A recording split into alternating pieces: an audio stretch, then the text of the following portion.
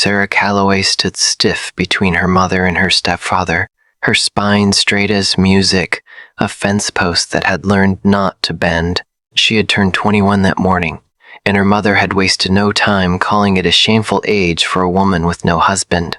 In Margaret Calloway's eyes, Sarah was already used up, too old, too sharp, too wrong in every way that mattered. Her body bore the marks of hard years. Her shoulders were narrow, her hips slim, her hands rough and scarred from work, meant for animals and men. The sun had darkened her skin, and her hair was pulled tight at the back of her head, not from vanity, but from habit. There was no softness to her, no gentle curve or shy smile that men in town liked to see. Margaret often said she looked more like a mule than a bride, but Sarah's eyes told a different story. They were clear and bright, filled with thought and quiet fire. They watched everything. They remembered everything. And they dared anyone to tell her she had no worth. Margaret wiped her hands on her apron and spoke as if Sarah were not standing there at all. She said the girl had been nothing but trouble since birth. She said Sarah ate too much, worked wrong, talked back, and took up space meant for better people. Every word landed like a blow delivered with calm precision. Her stepfather, Vernon, added his own poison. He said Sarah had a sharp tongue and a stubborn will. He said she only needed to be broken down and put to work under a firm hand. He smiled when he said it, showing yellow teeth and eyes dulled by drink. Standing in front of them was Silas Drummond, a man with greasy hair and a face marked by old scars. He owned the Red Lantern on the edge of town, a place known for cards, whiskey, and women who no longer had choices. He weighed a leather pouch of coins in his hand and grinned as if this were a fine bargain. He reached for Sarah's arm, already claiming what he believed he had bought. He told her it was time to earn her keep properly. Sarah did not cry. She did not beg. She did not beg. She looked at her mother, searching for even the smallest sign of doubt. She found none. Margaret's face held only relief, like a farmer selling off a worn-out animal. Around them, townsfolk gathered. Miners, drifters, men with nothing to lose and nothing to protect. They laughed and shouted, turning her pain into sport. Sarah set her jaw and stared straight ahead. She would not give them the gift of her tears. If this story is touching your heart already, let me know in the comments where you are watching from and if you have ever gone through something similar. Also, tell me what you would like me to improve in future stories. Then, everything changed. From the shadow of a supply wagon stepped a man who did not belong to the town. He moved slowly, with the steady confidence of someone shaped by mountains and silence. His coat was buckskin, worn and patched. A long knife hung at his side. His beard was thick and streaked with gray, and his eyes sat deep beneath the brim of his hat. He carried a heavy pack of furs over one shoulder. The crowd parted without being told to. Something about him demanded space. He stopped directly in front of Silas Drummond, blocking the path to the wagon. Silas sneered and asked what business a mountain man had in town affairs. The stranger set his pack down with a dull thud. The furs were fine, worth more than most men earned in a year. When he finally spoke, his voice was calm and steady. He said that if Sarah was so worthless, then he would take her. Not for drink serving, not for selling her body. He said he would build her a house with his own hands. He said she could stay if she wished, or leave if she chose. Free. The street fell silent. Margaret's face tightened with anger. She said no one had the right to interfere. The mountain man answered that he had already done so. He turned his eyes to Sarah. They were not cruel. They were not hungry. They held something she had never seen directed at her before. Respect. He told her she could walk away right then if she wanted. No one would stop her. But if she came with him, he promised that no one would ever treat her as property again. Sarah's heart pounded. Her hands trembled. No one had ever given her a choice before. She nodded once. The man turned and walked toward the edge of town. Sarah followed him without looking back. No one tried to stop them. By the time the trees swallowed the road behind them, Virginia City felt like a bad dream she had finally woken from. They traveled into the mountains where the air grew clean and sharp. Sarah rode a tired mule and waited for the cruelty to appear, for the kindness to vanish. It never did. The man spoke little. He walked. He shared water. He never rushed her. At dusk, they reached a clearing. A half-built cabin stood there, rough and unfinished.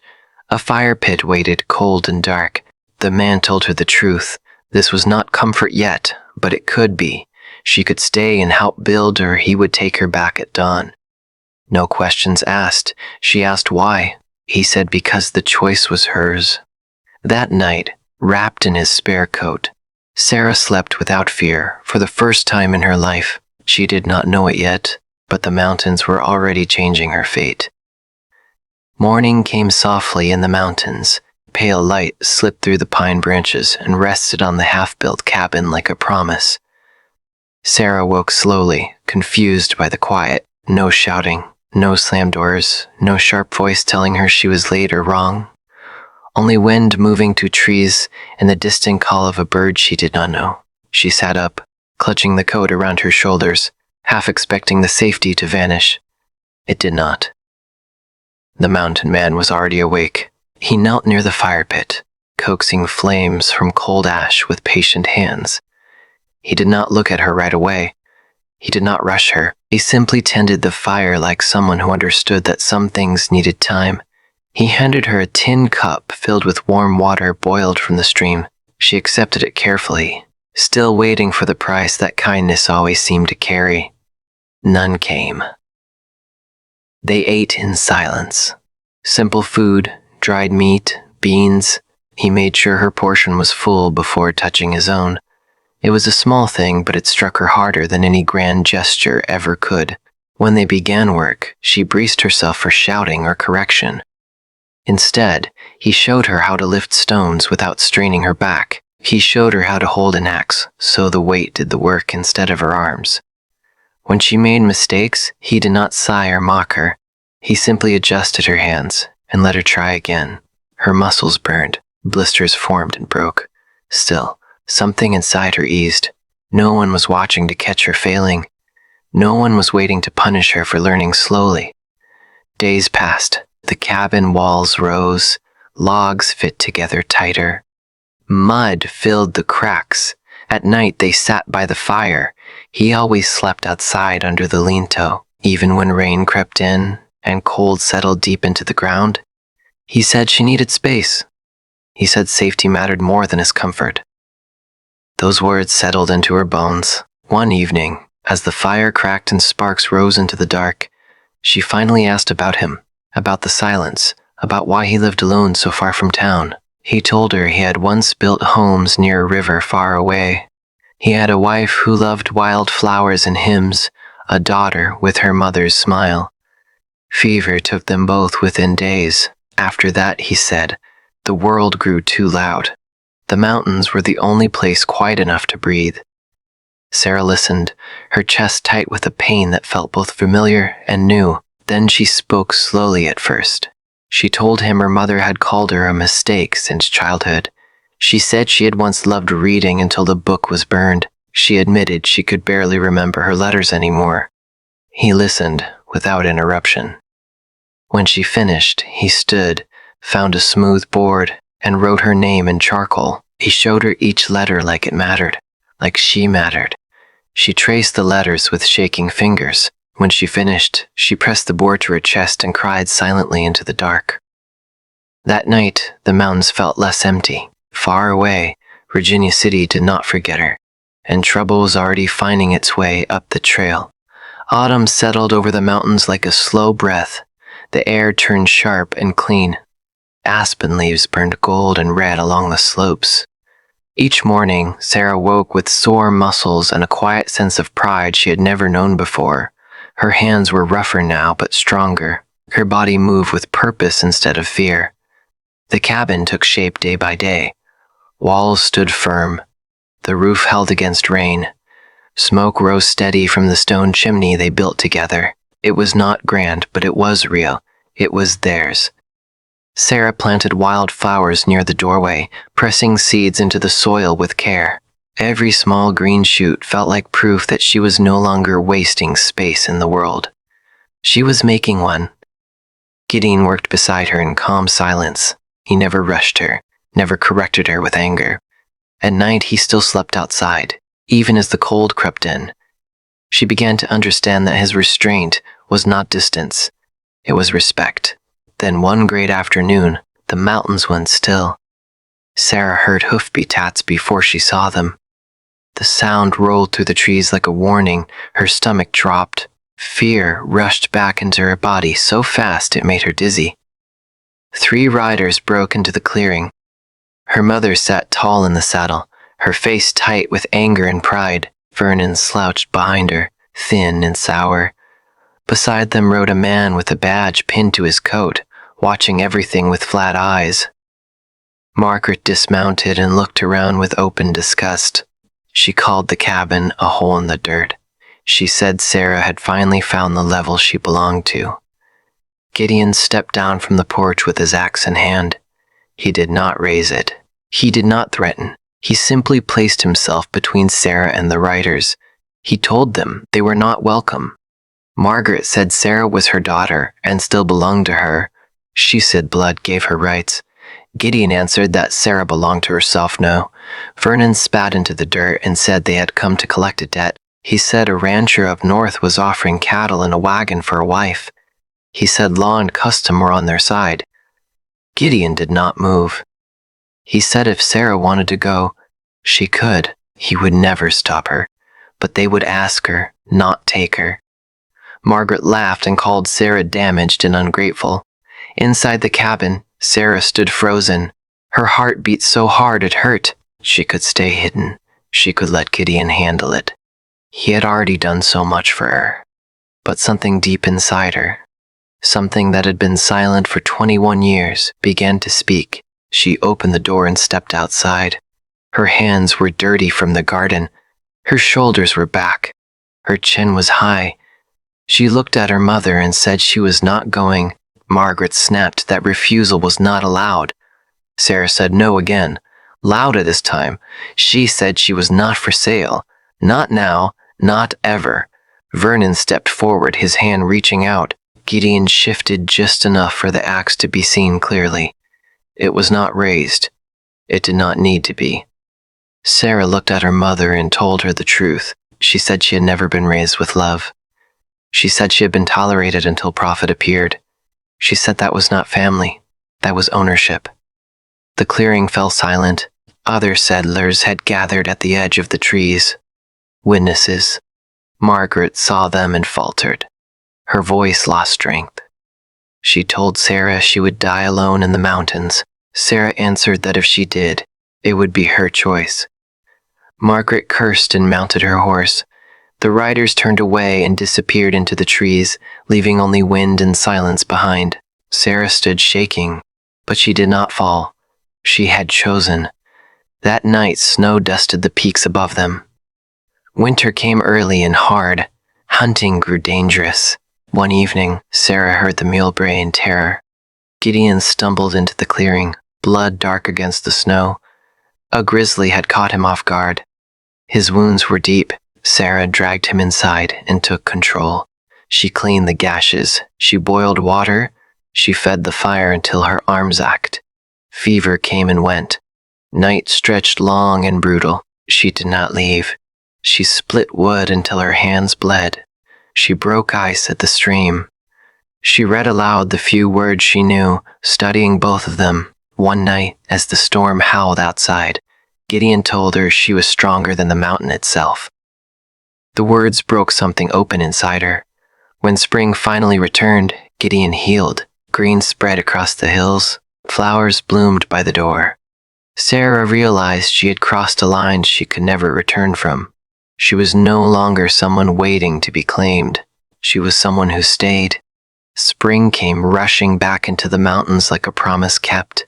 Snow pulled away from the ground in long shining streams. The forest woke with birdsong and new green growth. Gideon walked without pain again, his strength returning day by day. Sarah watched him move through the clearing and felt something settle inside her. Relief, gratitude, something deeper she was not yet ready to name. The cabin stood solid now. Smoke rose clean from the chimney. Flowers Sarah had planted pushed up near the steps, bright against the dark soil. She touched the doorframe each morning as if to remind herself it was real. She had built this place with her own hands. She had chosen it. One warm afternoon, 2 riders appeared on the trail. They were not hostile. Their horses were well cared for, their coats clean. The older man tipped his hat and spoke with respect. He said they were opening a new store in a growing town and needed someone who could read, write, and keep records straight. He handed Sarah a letter sealed with wax. He said it would be fair pay, room and board included. Independence. A future built by her own skill.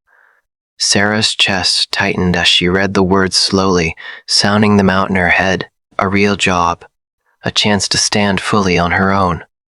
No dependence. No fear of being owed or owned. That night she sat by the fire reading the letter again and again, until the words blurred. Gideon carved a piece of cedar in silence. When he finished, he placed it on the table beside her. It was a small wooden compass, smooth and carefully made. The needle pointed true. He told her that if she chose to go, the compass would guide her. Spring was the best time for travel. The trails were clear. Then he said something else. He said if she chose not to go, she should keep it anyway, so she would always know the way back, so she would always have a choice. Sarah felt tears rise. She asked him why he would not ask her to stay. He looked at her with a quiet sadness and told her she was not his to keep. Freedom was the point of everything they had built. 2 mornings later, the wagon came up the trail. Dust rose in the sunlight. The merchant called out and asked if she was ready. Sarah stood there holding the compass. She thought of safety, of ease, of a life that asked nothing more of her than numbers on a page. Then she looked at the cabin, at Gideon standing on the porch, trying to look steady. She shook her head and said she was already where she belonged. She pressed the compass into Gideon's palm and told him she did not need it. She was home. He pulled her into his arms, then careful and certain. It was the first time he held her like that, not as someone he rescued, but as someone he chose. Life grew outward from that moment. The cabin became more than a home.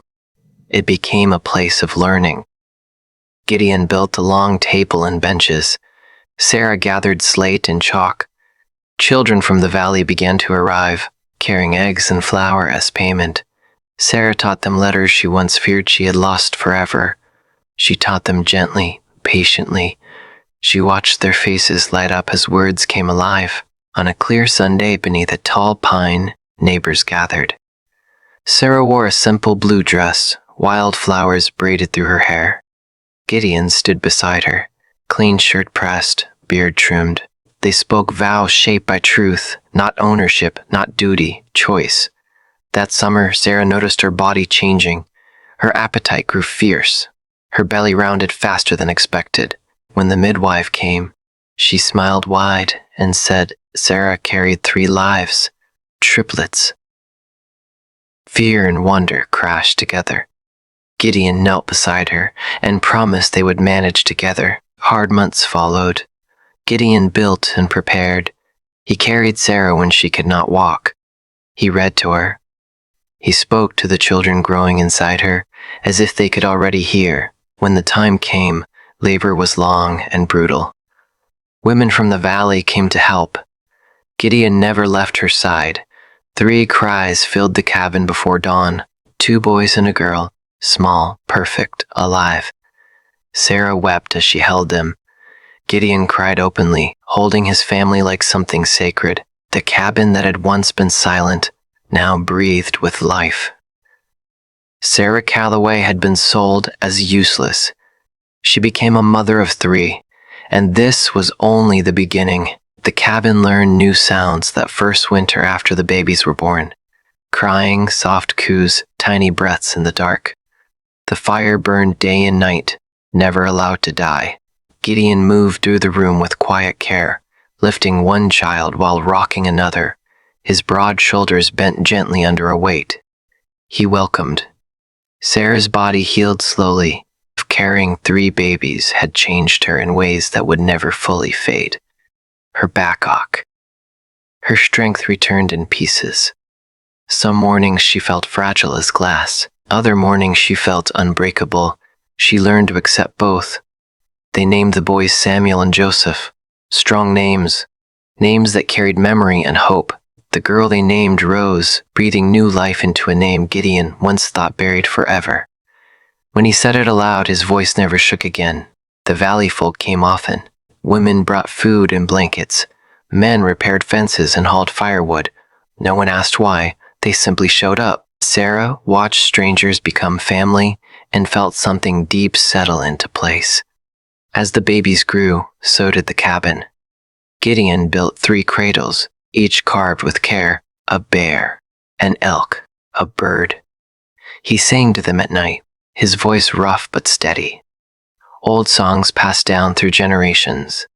The children slept best when he sang. Sarah taught even with a child on her hip, letters scratched onto slate, names spoken aloud until they stuck. The children from the valley sat beside her own, learning side by side. No one was turned away. Seasons passed like water over stone. The triplets learned to walk, then to run.